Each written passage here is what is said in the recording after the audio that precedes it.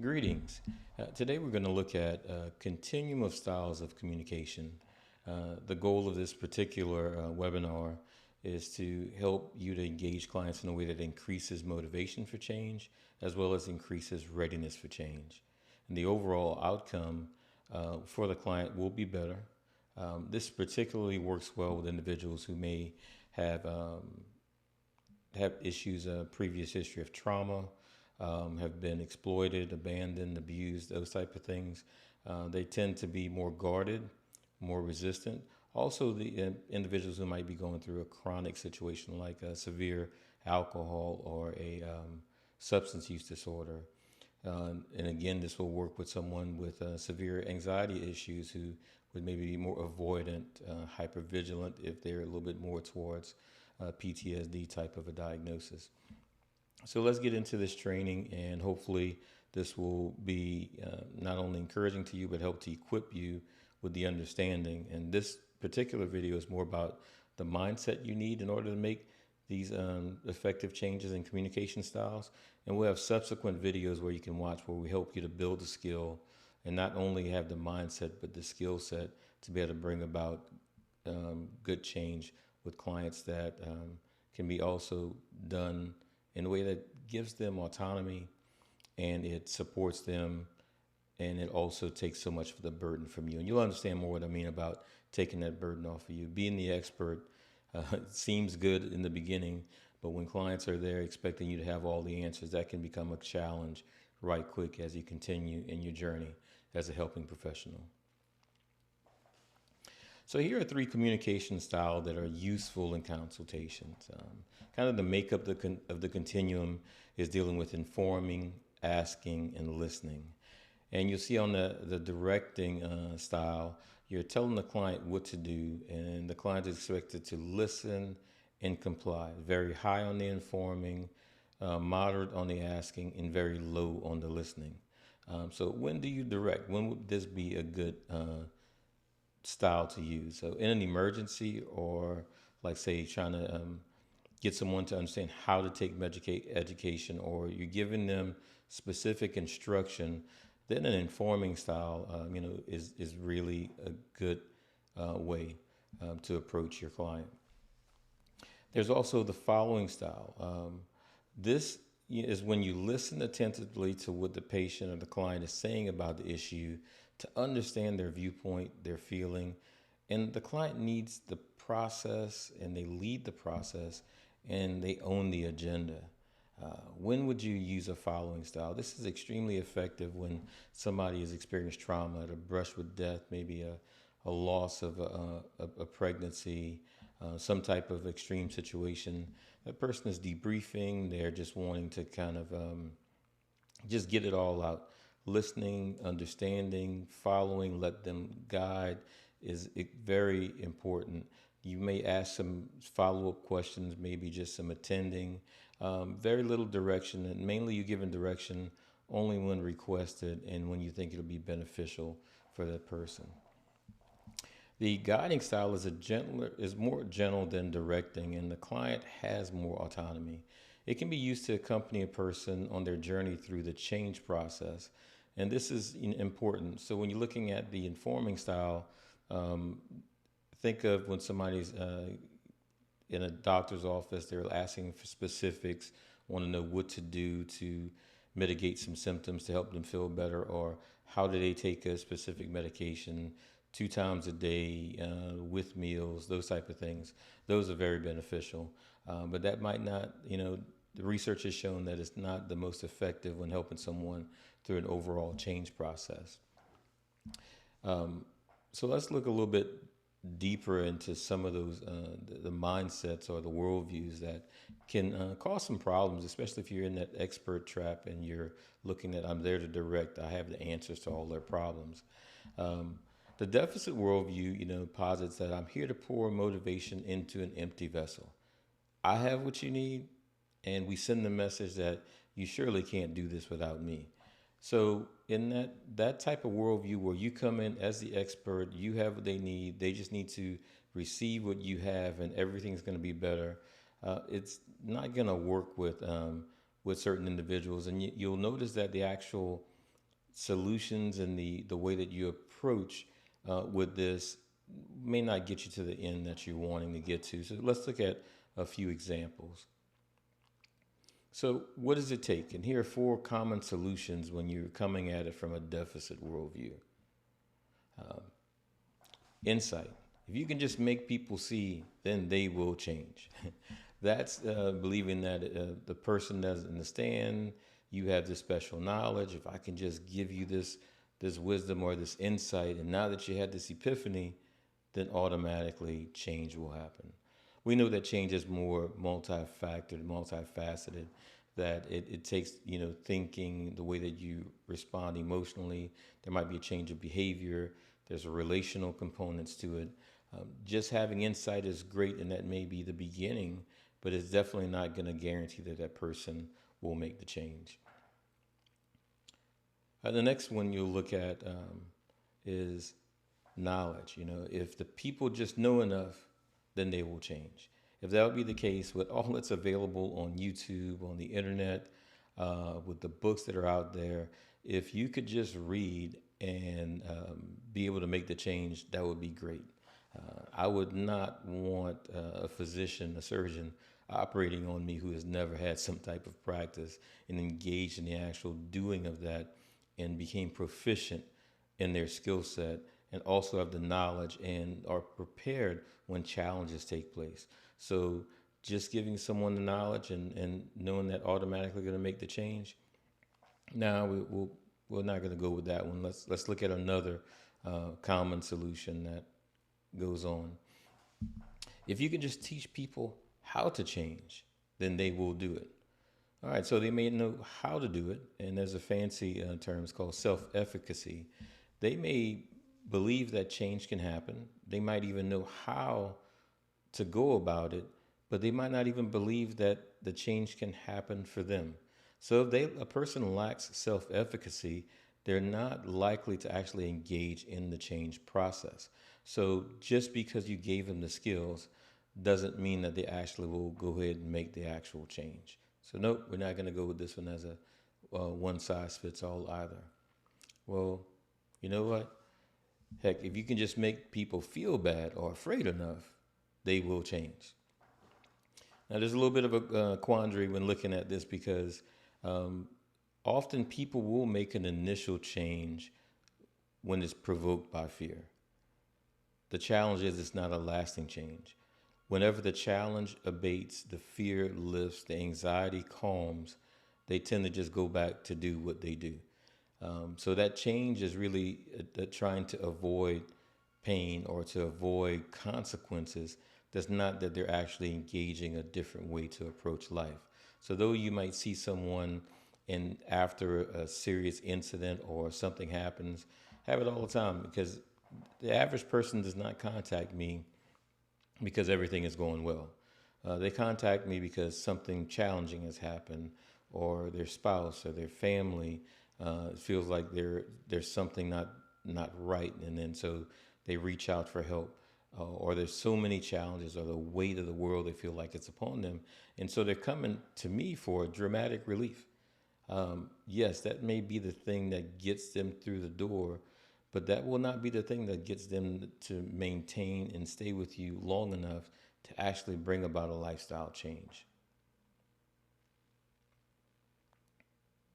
So we're going to look at a few traps to avoid when working with clients. We're going to look at the assessment trap, the expert trap, the premature focus trap, the labeling trap, the blaming trap, and the chat trap. So let's look at these common traps, and we'll talk a little bit about how you can avoid those, but also what are some things you can do. So the assessment trap is basically, answer all of my questions and you give me a lot of information and I will fix the problem. And I usually use this example is that we're not cars or machines. We don't just look and say, oh, that part's broken, replace the part or do something or change the oil, so to speak, and you'll be running better. So you have to look at this as a person. Their life is dynamic. They are pretty dynamic in who they are and how they're designed as a person. And now let's talk about it from you as a professional and maybe even how your agency might approach this. If you do intake and it's regarded as a prerequisite, before beginning the process of coaching or treatment, the clients may feel alienated from the start. And this is what I mean. The intake process is has paperwork involved, and often when you love working with clients and to help them change, that you typically that's not the same type of person who just loves to do paperwork. So paperwork becomes part of the process.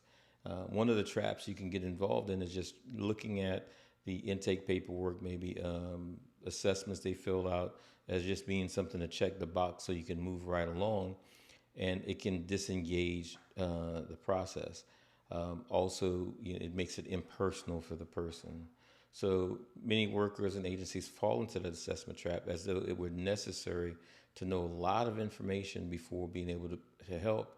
And what's challenging is that that person might have come to your office or contacted you online, sent you a message, did just a quick thing to set up a consultation appointment. They are trying to get that message out to you and want to know if you can help and to try to get some kind of basis of that. Spending the first 45 minutes of an hour or more with a person, and all they're doing is sitting there, or you put them through this barrage of tests before you ever engage with them in the online platform, that could wind up feeling somewhat alienating. Just remember, most of the things that you may be asking is things that they've been avoiding and didn't want to talk about, or maybe they're ashamed of it. They feel guilty for something they've done. Not having that engagement, that encouragement, and getting to hear their side to the story, or they might not fully be comfortable with engaging. It's very important to take that time and really look at the assessment as part of the process that can also help you to engage with your client. The expert trap. I am in control here. So asking all those questions now, and you want to let them know I have all information and I have the answer. This is sometimes manageable if you're a doctor and you're working in acute care medicine, because first of all, you were going there as a patient expecting I'm going to give the symptoms, he's going to get the diagnosis, or she's going to give the diagnosis. Then they'll tell me what I need to do, prescribe the medicine, 5-10 minutes, and everybody's good to go. This information in, answer out expert role does not work so well when you're working with someone with personal or interpersonal changes. The premature focus is I see this as your problem and I can clearly see how to fix it.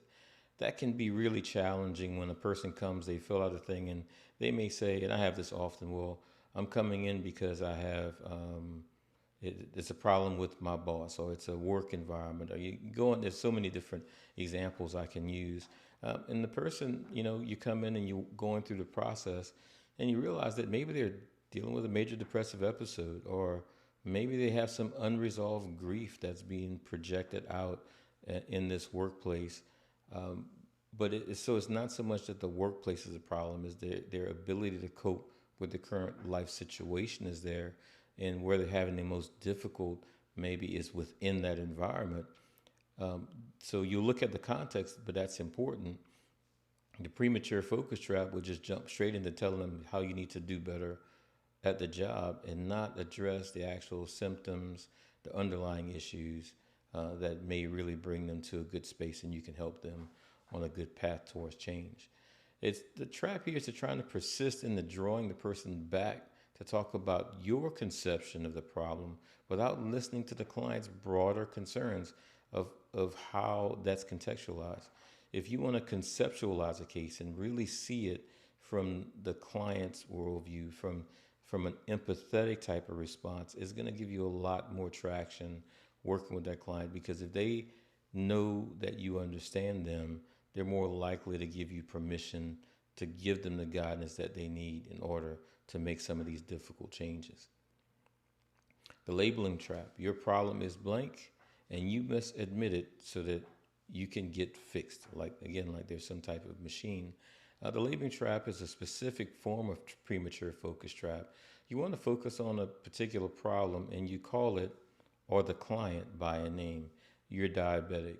You're obese. You are an addict, and then it's like that becomes their identity, and they are now caught up with the stigma. And the research has borne out that the stigma that is often associated just with mental health or nutrition, like as far as if you're dealing with obesity or just body image issues, the stigma that is associated with asking for help or receiving help is so high. And then if you add the labels to that, then that is, I'm not crazy. There's nothing wrong with me. I don't need to see a counselor because, I don't have, this or that. The label is really not that important. The goal is that to help the client resolve whatever challenges or barriers that might be preventing them for having a very fulfilling life. So another thing to avoid, especially I find this often when individuals are new, the client has been potentially avoiding talking about some pretty serious issues. So they come in, they're upset, and what they look at, well, who is it to blame for the problem? So if the issue is not dealt with probably, time and energy can be wasted on needless defensiveness in a first session. Trying to negotiate with the client who's to blame or what they done wrong, all this judgment, again, when it was hard enough to make the appointment or to admit to themselves that I do need some assistance, so I want to seek help with whatever the challenge may be, or just to live a more successful life. Getting in there now, getting to focus on the blaming trap. They probably have been blaming themselves already prior to coming in. Even though they're blaming themselves, if you get involved in this blaming trap, and let's talk about who's to blame, you're asking for their resistance to raise, not to come down. So be careful not to get caught up in this blaming trap. Last but not least is the chat trap. This is when a person comes in, how many children does your neighbor have? And you begin to talk about how's your garden. Although off-topic chat can feel comfortable, it is not likely to be very helpful beyond modest doses. And what I'm talking about here, most sessions are time limited. Let's say it's a 45, 50, and sometimes it's up to maybe an hour and 15, 90 minutes. If you spend 35 minutes in this chat trap and you have 10 minutes left of a 45-minute sessions, once that person is now able to have the room and you got out of this chat, they may drop a bombshell on you, like some very serious things. And that can lead to a serious challenge because now you're trying to deal with a pretty sensitive issue that could have been addressed where you can effectively deal with it over a 30 to 35-minute period. Now you only have 10 minutes. You also run the risk that you won't be able to really engage it. You have to cut the client off. They've opened up Pandora's box, so to speak. And now you're going to be, ending the session, getting ready maybe for another session. And what is that client going to do? They've now been activated. They've now brought it to your attention. They have no resolve. And that could lead to a retention issue, meaning that the client left the session now feeling worse than when they first got there. And they may decide not to re-engage at all because they would feel like, well, this didn't help. It made me feel actually worse. Informal discussions. Training motivation interviewing was significantly associated with less formal discussions across sessions. Informal discussions are related to less motivation in the client. And this is just a reference to a particular research study that was done related to that. So let's talk about getting real. This is an acronym we're going to use, and we'll go through it, and I'll just explain it to you as we take it out there. You can be real and also relational. To be good at this style of communication, you have to be real, honest, and transparent. And respect is always extended full court. Freedom to make their own decisions, even if I disagree with those decisions. Another thing that I need is the E, and that's empathy. We know from research that empathy is the most important ingredient. Display to each other, I'm doing whatever I can to accurately understand. Empathy is key. Also, you want active collaboration. The client is in the driver's seat, and the clients make change based on what they say, not what I say. And how do I do that? I do that by the L, listening. Show up as an honored guest in their life. Try to understand empathetically what's going on. Don't get involved in those premature focus traps. And it can lead to a beautiful situation where now you have a good, accurate understanding of what the client's problem is. And not only that, they've given you permission to help them to make those changes. And once you get to that point, that's where your skill set and all that you have, what you can do to give them understanding, the skills to do so, and you want to keep that motivation where it is, and they can end up with a successful outcome, which is the reason why they reached out to you to get that assistance. Do your work with your whole heart, and you will succeed. Thank you for watching this webinar, and we look forward to you engaging with us in the future as we dive a little bit deeper into not only the mindset, but how do you actually implement interventions to bring about healthy behavior change. Thank you.